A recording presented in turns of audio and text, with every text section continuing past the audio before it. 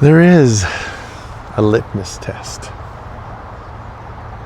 You know, I've often heard the question asked in different circles, and it's a really good question. Like, once people learn about the two choices we have, the two sides of the spiritual equation, service to self, service to others, you know, and how that impacts our own life. And a lot of people, when they discover that, they suddenly are like, oh shit, I'm service to others, like shit. And they try really hard to never have a moment of serving themselves, but you can't avoid it.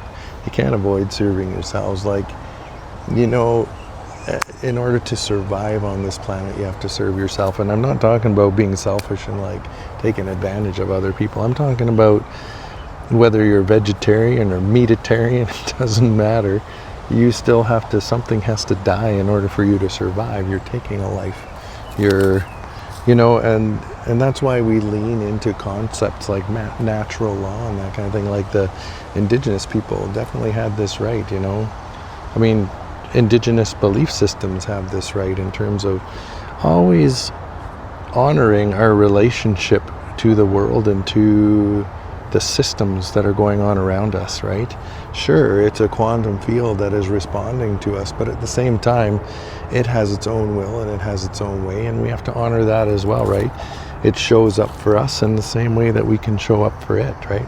Mother Earth shows up for us in the same way that we show up for her, you know? So one of the questions I often get when I start to talk to people about this is, how do I know?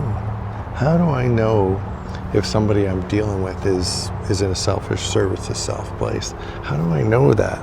How do I know if I'm in a service to self place, like truly? Because there are really obvious things, right? I'm being of service to other people. I'm thinking of other, you know, having other people in my mind as I'm moving through my life. You know, maybe I've structured my work around that, being of service, you know, but some people walk through the world believing they are of service to others, and inside of there is some service to self motivations, right? So at the end of the day, it's not really about service, it's more about, I want to make myself feel important, I want to be recognized for who I am, right? And those kind of things are a little bit easier, right? But when it comes to like maybe larger structures, like other spiritual pathways, potentially religions, let's say, certain other people around you, you know, maybe corporate structures, maybe relationship structures we might have. There's one litmus test that I find you can always use when you're contemplating whether something is service to self in nature or service to others in nature, right? And the litmus test is free will.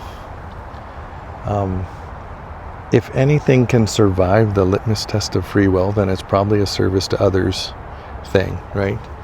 And what I mean by that is anywhere where that system or person is taking away somebody's free will, somebody's way to actually, or somebody's capacity to actually operate in the world in the way they want to, in a free will fashion, then if it's taking that away in any way, shape, or form, then its foundation is in service to self. The service to self is about taking away others' free will and imposing control on them, right? So if you think through the lens of that, and you think of, let's say, our political structures, right? Or let's say some of our societal structures, right? If you think of our laws that are designed to like curtail people's free will, let's say going out there and stabbing someone else with a knife, which is a good law, right?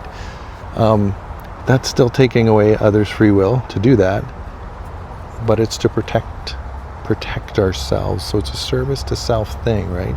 So again, it's not service to self equals bad. It's more so, how do we operate in that balance, right? And this isn't me like being an apologist and letting people who are service to self off the hook, right? Those narcissists out there, those, you know, people who are operating within these power structures that are imposing control down on everyone else. That's not my way of letting it off the hook. Those kind of laws just kind of demonstrate how a removal of free will is about serving ourselves, right? Whether that is in the form of protection or whatever it is, right? But if you're ever questioning whether a system, whether a person, whether structure out there, relationship structure, political structure, spiritual structure, religious structure.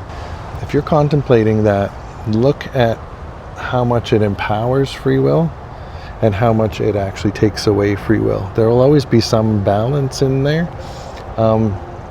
but if it leans more heavily in the direction towards removal of free will and compliance and control, then it's generally a service to self-structure or person or belief system. It doesn't matter. If it leans more towards honoring free will, allowing people to have self-governance, self-control of their lives, offering them true freedom to actually move in a way that they feel fit for themselves, then it's generally a service to other structure. The litmus test is always, can it survive the test of free will?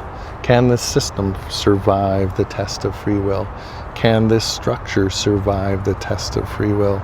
Can this person survive the test of free will? Can this relationship survive the test of free will? That's always one of your more surefire ways to test what kind of system, person, structure you're dealing with in any given moment. So apply it, try it out, see what you discover.